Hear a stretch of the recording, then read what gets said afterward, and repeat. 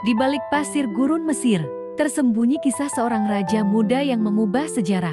Namanya Tutankhamun, sang Firaun bocah yang memerintah selama 9 tahun, lalu menghilang dalam misteri. Ribuan tahun kemudian, makamnya ditemukan dengan harta karun yang memukau dunia. Siapa dia? Mengapa kematiannya masih jadi teka-teki? Mari kita selami petualangan sejarah ini. Tutankhamun kecil atau Tutankhaten dibesarkan di ibu kota baru Amarna, di bawah bayang-bayang revolusi agama ayahnya. Sebagai pangeran, hari-harinya diisi dengan belajar hieroglif, matematika, dan seni. Tapi hidupnya tak seperti anak biasa. Ia juga dilatih memanah dan mengendarai kereta perang. Persiapan untuk menjadi pemimpin tertinggi Mesir. Sebagai calon Firaun, Tutankhamun bangun sebelum matahari terbit. Ia belajar di bawah bimbingan pendeta tinggi Amun, menghafal kitab kematian dan hukum negara. Tablet kayu berisi latihan menulisnya ditemukan di Amarna. Bukti ia belajar menulis hieroglif dengan rapi. Meski tulisan tangannya masih kaku seperti anak-anak, ia juga diajari diplomasi. Karena kelak harus bernegosiasi dengan negara tetangga seperti Nubil dan Het. DNA Tutankhamun mengungkapkan fakta mengejutkan. Ia adalah anak dari pasangan saudara kandung, Firaun Akhenaten dan adik perempuannya. Ini menyebabkan cacat genetik, tulang kaki kirinya bengkok, sehingga ia berjalan dengan tongkat.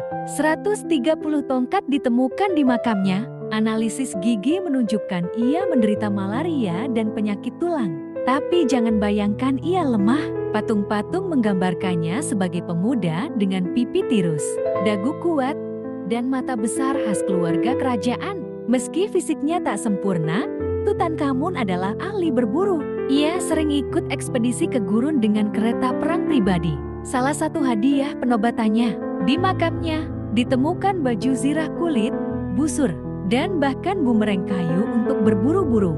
Ia juga pencinta musik. Trompet peraknya yang ditemukan Carter masih bisa berbunyi. Rekaman suaranya pernah diputar di BBC tahun 1939.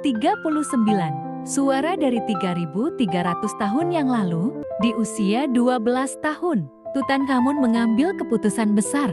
Ia membatalkan reformasi ayahnya dan mengembalikan kekuasaan Dewa Amun. Prasasti Restorasi Stela mencatat pidatonya, "Kuil-kuil hancur, negeri dalam kekacauan. Aku akan memulihkan apa yang telah runtuh." Ia mengirim tentara ke Nubit untuk mengamankan emas dan memerintahkan pembangunan patung dewa di seluruh Mesir. Tapi, apakah ini benar keinginannya? Sejarawan menduga penasihatnya dan Horemheb yang sesungguhnya memegang kendali. Tutankhamun mungkin hanya memerintah 9 tahun, tapi kisahnya mengajarkan kita tentang ketangguhan. Di balik tongkatnya, cacatnya, dan tekanan politik, ia berusaha menjadi pemimpin yang baik. Bagaimana menurutmu? Apakah ia pahlawan atau hanya pion dalam permainan kekuasaan? Di usia 18 tahun, Tutankhamun meninggal secara tiba-tiba, tanpa pewaris, tanpa pesan terakhir. Tubuhnya dibalsem terburu-buru, jantungnya hilang. Apa yang sebenarnya terjadi pada sang raja muda? Hasil CT scan mengungkapkan, tulang kaki Tutankhamun patah parah.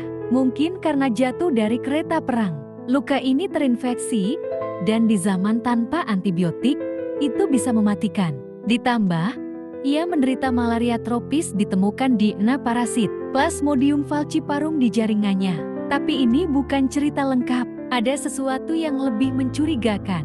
Makam Tutankhamun sangat tidak lazim untuk seorang Firaun. Ukurannya seperti untuk bangsawan biasa. Dan benda-benda di dalamnya banyak yang daur ulang dari era sebelumnya. Yang paling mengejutkan, jantungnya, organ terpenting untuk kehidupan akhirat, tidak ada di tubuhnya. Apakah ini pertanda ia tidak mati secara wajar? Ahli Mesir kuno terbagi 3 kubu. Pertama, tim kecelakaan percaya ia jatuh saat berburu. Kedua, tim yang menyatakan Tutankhamun dihilangkan nyawanya, mencurigai penasihat yang lalu menjadi Firaun. Ketiga, tim penyakit yakin malaria ditambah kelainan genetik, penyakit tulang yang membunuhnya. Fakta menarik, DNA menunjukkan ia punya 2 anak, perempuan yang meninggal saat dilahirkan. Tanpa pewaris, kekuasaan langsung direbut elit politik. Tutankhamun mungkin bukan Firaun terbesar, tapi kematiannya justru menyelamatkan namanya. Bayangkan, Jika makamnya tak tersembunyi di bawah puing, mungkin ia akan dilupakan seperti ratusan Firaun lain. Hari ini, topeng emasnya adalah simbol abadi Mesir kuno. Setelah 6 tahun menggali tanpa hasil, Howard Carter hampir menyerah. Tapi di hari biasa itu, sekop pekerja menyentuh sesuatu yang keras. Tangga batu menuju kegelapan. Apa yang mereka temukan bukan sekadar makam, tapi kotak harta karun zaman yang tertidur 3.300 tahun. Lord Carnarvon, penyandang dana Carter, hanya memberi waktu 1 musim terakhir untuk penggalian. Dengan ketekunan mania, Carter memeriksa area yang belum tersentuh di bawah gubuk pekerja kuno. Saat tangga ke-12 terkuak, ia melihat segel kerajaan yang masih utuh. Pertanda makam belum pernah dirampok, tapi ada lubang kecil yang ditutup kembali di pintu. Siapa yang pernah masuk? 26 November tahun 1922, Carter membuat lubang kecil di pintu batu. Dengan lilin di tangan, ia mengintip dan dia membeku. Cahaya kuning keemasan memantul dari singgasana, patung, dan peti bersepuh emas. Tapi ada yang aneh, barang-barang berantakan seperti ditinggalkan buru-buru. Arkeolog kemudian menemukan bukti, perampok memang pernah masuk 100 tahun setelah Tut meninggal, tapi hanya mencuri minyak suci, harta karun utuh. Butuh 10 tahun untuk mengkatalogkan 5.398 benda di makam ini, dari topeng emas yang jati ikon Mesir, hingga pisau belati dari besi meteorit, barang yang lebih langka dari emas di zaman perunggu. Tapi harta paling mengharukan, mahkota bunga kering di peti mati, mungkin diletakkan oleh Ratu Anhesenamun untuk suaminya yang meninggal muda.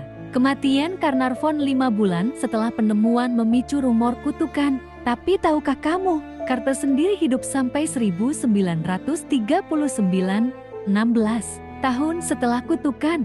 Ilmuwan modern punya penjelasan logis. Spora jamur, beracun dan gas di makam tertutup bisa mematikan. Tapi hanya jika kamu menghirupnya berjam-jam. Penemuan Carter bukan cuma tentang harta, tapi jendela ke peradaban yang hilang. Tutankhamun, raja yang nyaris terhapus dari sejarah, kini jadi simbol keagungan Mesir kuno.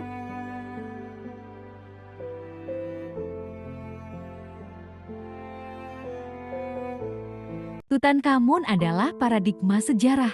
Dia sengaja dihapus dari catatan resmi oleh penerusnya, tapi justru jati Firaun paling dikenang berkat makamnya yang tersembunyi. Ironisnya, stempel pemerintahannya ditemukan hingga ke Israel, membuktikan Mesir di eranya masih menjadi kekuatan global.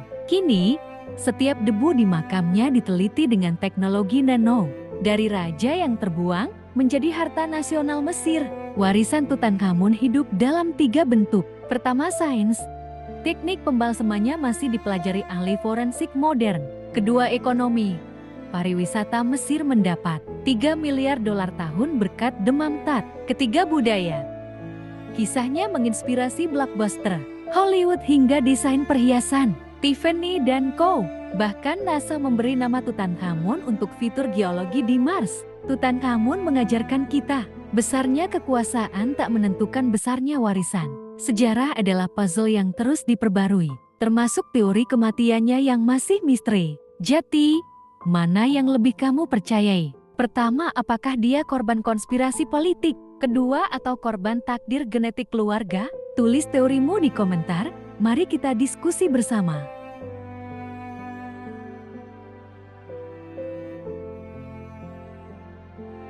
"3.300 tahun lalu, Tutankhamun dimakamkan dalam gelap. Hari ini, kisahnya menyinari dunia. Jika kamu ingin ikut mengungkap misteri sejarah lain, Firaun perempuan Hatshepsut, atau hilangnya pasukan Kambazis, klik subscribe dan lonceng notifikasi. Sampai jumpa di episode berikutnya, para pemburu fakta.